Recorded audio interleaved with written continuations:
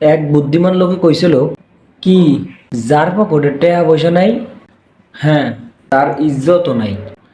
সকলে ঠিক কথা কইছে। আল্লাহ রাস্তে কয়টা ভিক্ষা।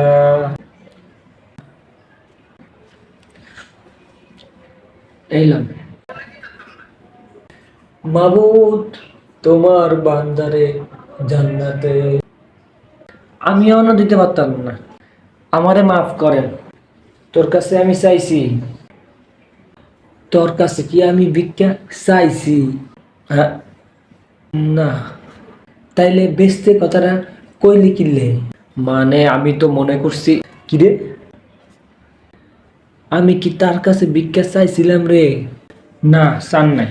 তাইলে ফইরনি যে কইলো মাফ করতো, তারে কি মাফ করতাম? জন্মের ফহিরনি?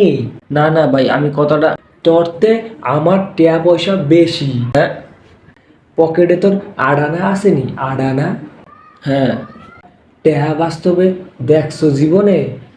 বাস্তবে না। আরে ফহিরনি, তুই জন্মের একটা ফহিরনি। থাক ভাই, রাগ করেন না, এটা আস্থা ফহিরনি। হ ভাই, ফহিরনি। তার লগে বন্ধু পাতিস না। আচ্ছা ঠিক আছে। কিরে, এদিক চা।